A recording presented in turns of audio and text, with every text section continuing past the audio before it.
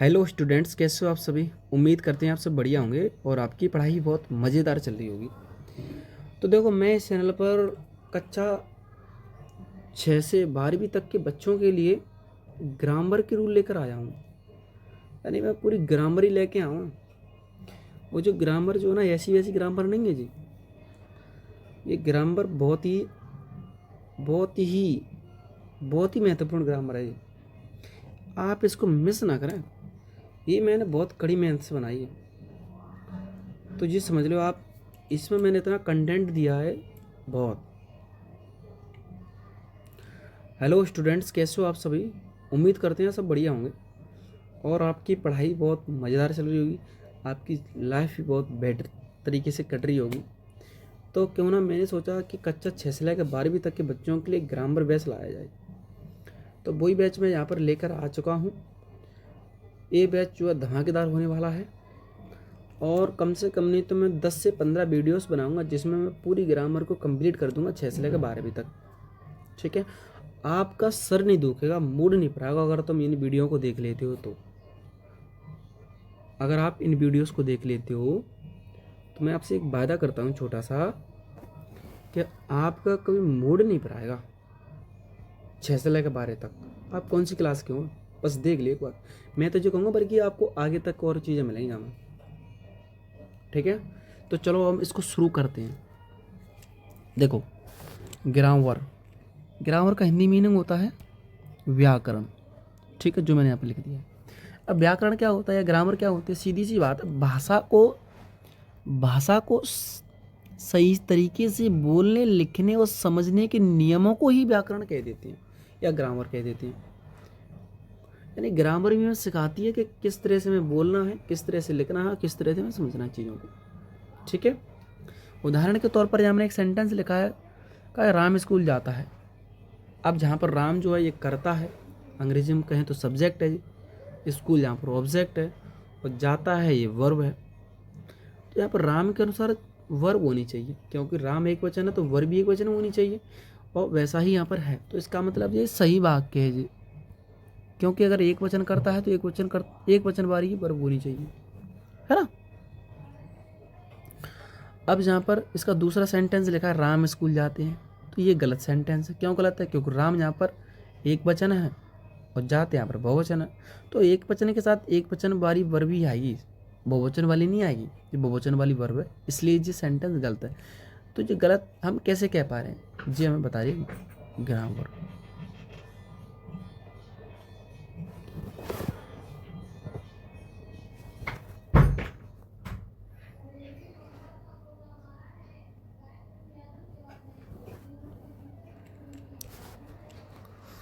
अब बात करते हैं सेंटेंस की।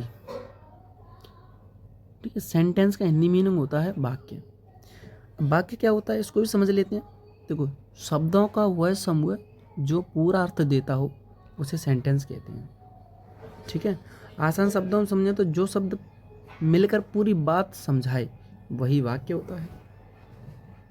ठीक है, यानी वाक्य में कुछ नहीं होते हैं, शब्द होते हैं और वे शब्द एक पूरा अपना अर्थ दे रहे हों, उसी चीज़ को बोल देते हैं वाक्य। ठीक है, देखो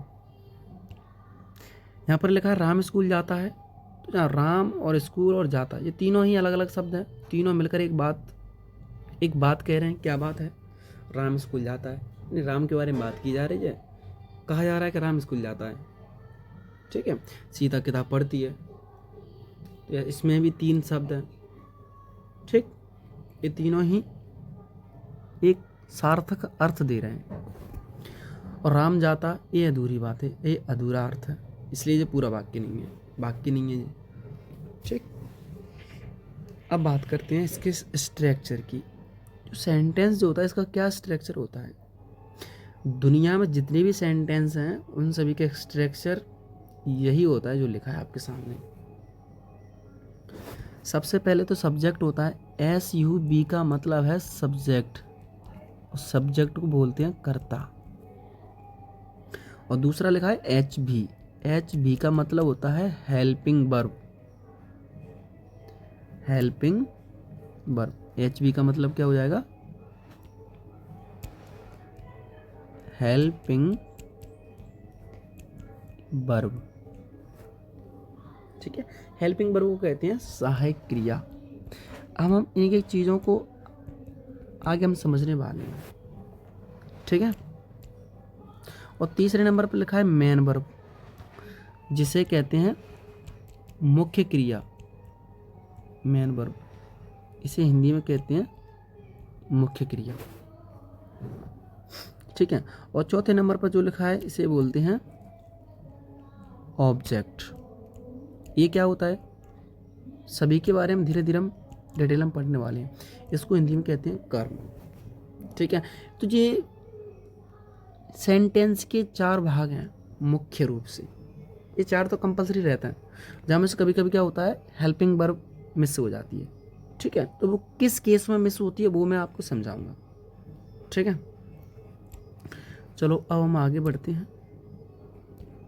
देखो, अब जहाँ पर सबसे पहले सब्जेक्ट लिखा था तो मैंने यहाँ पर सब्जेक्ट ले लिया। सबसे पहले सब्जेक्ट क्या है इसके बारे में पढ़ लेते हैं कि जो व्यक्ति या जानवर हो या वस्तु हो जिनमें से कोई भी काम करता हो तो उसे कर्ता कह देते हैं। यानी मेरा कहने का मतलब यह है कि सेंटेंस है और उस सेंटेंस में चाहे व्यक्ति के बारे में बात की जा रही हो, चाहे जानवर के बारे में बात की जा रही हो, चाहे वस्तु के बारे में बात की जा रही हो, जिसके बारे में बात की जा रही हो वही कर्ता होता है।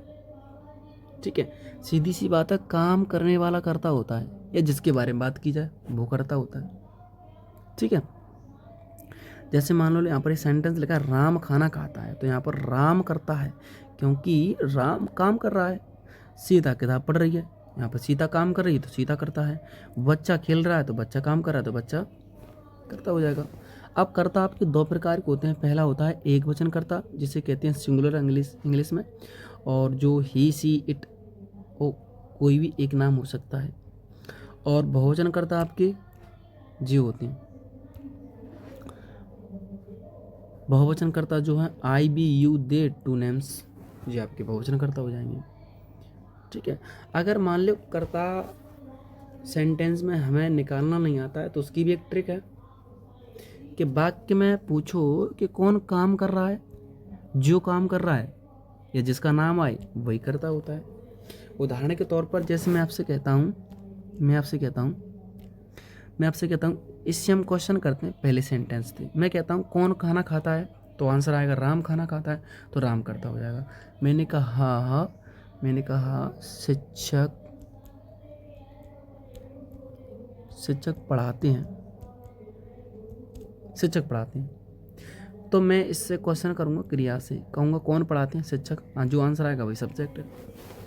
ठीक, तो कर्ता मुझे लगता है क्लियर है। कर्ता सीधी सी बात है, मैं एक बार और समझाता हूँ।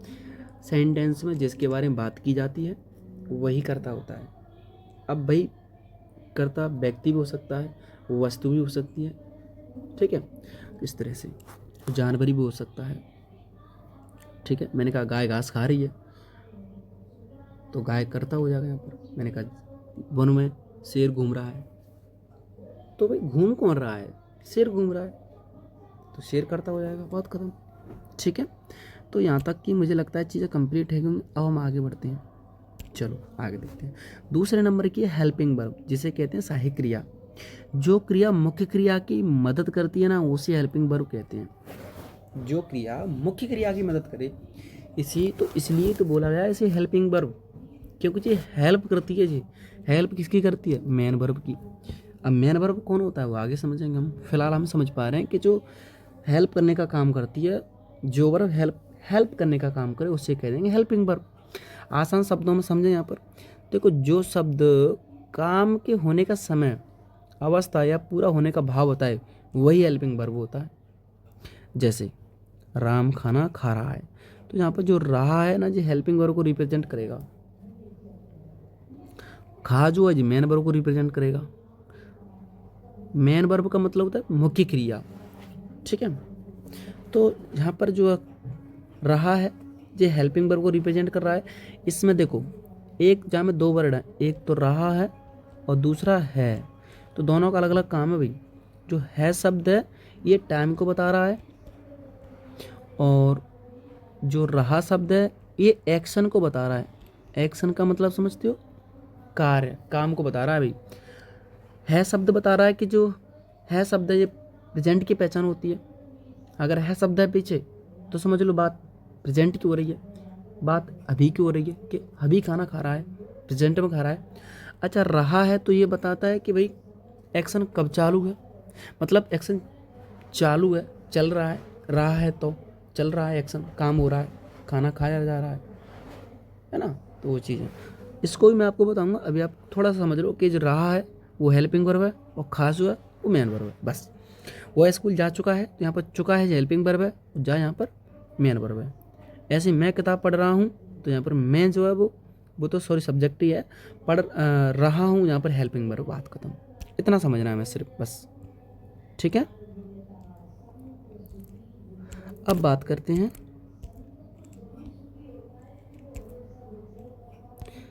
अब देखो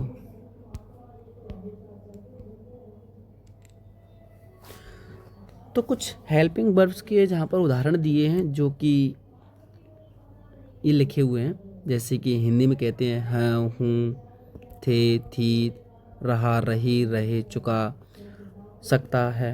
ये सब हेल्पिंग वर्ब हिंदी में बोलते हैं, ठीक है। और अंग्रेजी में बोले तो is, am, are, was, were, has, have, there, चीज़ आपने सुनी होंगी, ठीक है, देखी होंगी, पढ़ी होंगी खूब। तीसरा टॉपिक अपना वर्ब। वर्ब को बोलते हैं क्रिया, बहुत अच्छा टॉपिक है। देखिए क्रिया क्या होती है, जो शब्द किसी के काम, किसी के करना या होना या अवस्था बताने का काम करता है उसे वर्ब कहते हैं। आसान शब्दों में बताऊं कि जिस शब्द से पता चले कि कोई क्या कर रहा है या क्या हुआ, वही क्रिया होती है। जो शब्द किसी के काम को बताए वही क्रिया है। जैसे राम यहाँ पर क्या काम कर रहा है, खाने का काम कर रहा है, तो खाने का किससे पता चल रहा है, खाता शब्द से पता चल रहा है, तो खाता क्रिया हो जाएगी, बात खत्म। ठीक है, खाता है ये वर्ब है, क्यों वर्ब है, क्योंकि ये काम बता रहा है, सीधी सी बात है। अच्छा, बच्चा सो रहा है, तो बच्चा क्या कर रहा है, सो रहा है, तो सोने का काम कौन कर रहा है, बच्चा कर रहा है। अच्छा, तो ये सो रहा है ये वर्ब हो जाएगी हमारी, क्योंकि ये बच्चे का काम बता रही है।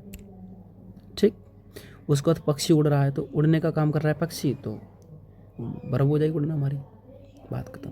ठीक है, अब इसकी क्या पहचान है, देखो जो क्रिया की जो पहचान होती है ना वो ना से होती है, यानी कि आपको हिंदी वर्ड्स होंगे उनके पीछे नाम मिल जाए ना तो वो क्रिया होती है। अब ऐसा नहीं तुम सारी क्रिया नहीं, क्रिया आप देख जाएगा जो काम को रिप्रेजेंट करती हैं, जो एक्शन को बताती हैं। जैसे मान के चलो एक्ट, एक्ट का मतलब हो जाएगा कार्य करना, तो ये क्रिया है, पीछे नाम मिल रहा है। दूसरा अवेक, अवेक माने जागना, पूछना, सलाह देना, पीटना, खरीदना, ठीक है, पैदा करना, तोड़ना, लाना, होना, बनना, जलाना, आना, बुलाना, काटना, पकड़ना, साफ करना, ले जाना, ये सब क्या क्रिया है, क्योंकि ये क्या बता रही हैं, किसी के काम को बताती हैं। जैसे मैंने कहा वो आता है ना, वो मुझे बुलाता है, तो ये सब काम बता रहे हैं। उसमें बुलाने का काम कर रहा है, इसमें वो आने का काम कर रहा है। मैंने कहा वो बॉल पकड़ता है, तो वो पकड़ने का काम कर रहा है भाई। अब पता नहीं क्या पकड़ रहा है, जो भी पकड़ रहा है वो ऑब्जेक्ट होगा हमारा, समझ रहे हो, तो वो आगे की बात है। फिलहाल आप क्रिया को समझो, और क्रिया की पहचान होती है ना से, जिस शब्द के पीछे ना मिल जाए वो क्रिया है हमारी। और एक बात ध्यान रखना, हर एक शब्द, वैसे तो देखो ज़्यादातर इससे आपका 95+ क्रियाएं समझ में आ जाए कि क्रियाओं के पीछे भी नाम मिलता है। बाकी 5% कुछ ऐसे वर्ड्स होते हैं जिनके पीछे आपको नाम मिलेगा लेकिन वो क्रिया नहीं होगी, ये ध्यान रखना है आपको, ठीक है। हाँ, तो चलो हम आगे बढ़ रहे हैं। हाँ, एक और चीज़ ध्यान रखना, क्रिया जो होती है इसके 3 रूप होते हैं, ठीक है। क्रिया जो होती है इसे हम अंग्रेजी में वर्ब बोलते हैं। इसके कितने रूप होते हैं, 3।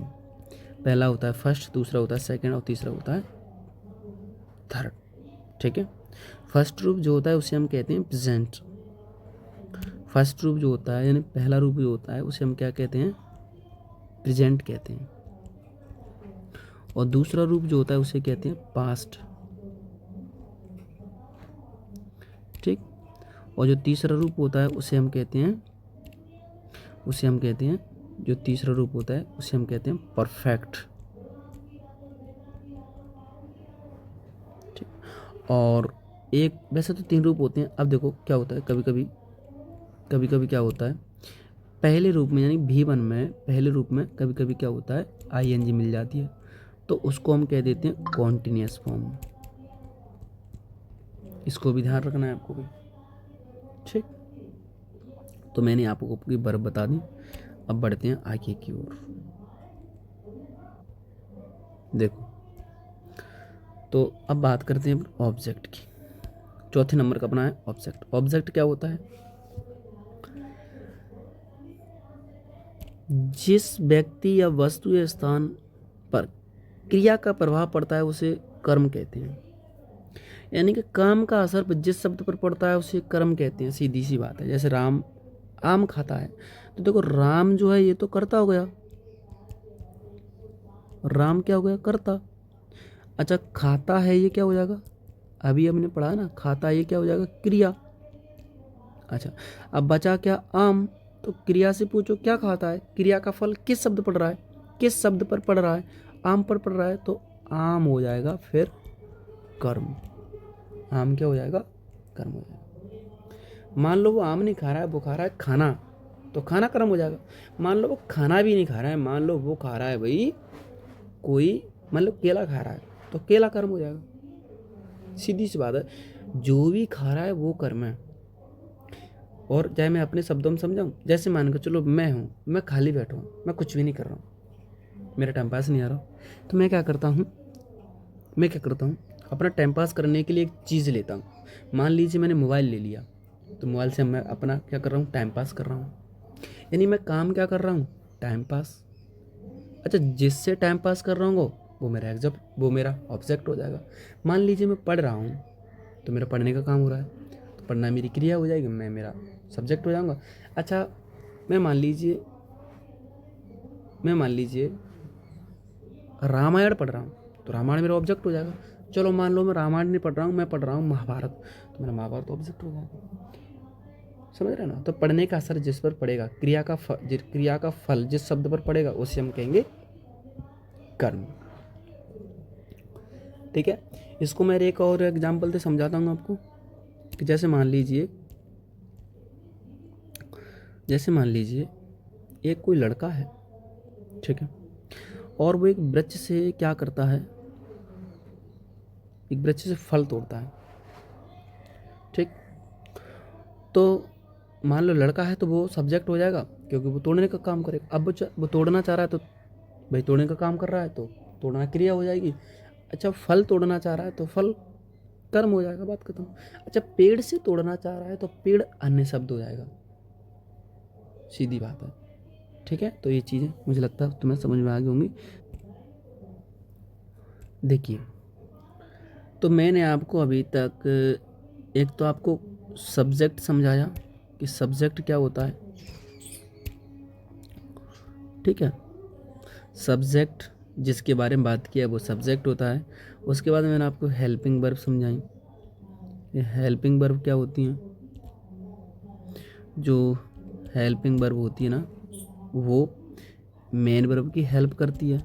सीधी सी बात है, मेन वर्ब या वर्ब बोलो एक ही चीज़ है। मेन वर्ब बोलो या वर्ब बोलो एक ही चीज़ है। अच्छा, वर्ब क्या होती है? वर्ब क्या होती है? जे किसी के एक्शन को बताती है, काम को बताती है। अच्छा, ऑब्जेक्ट क्या होता है?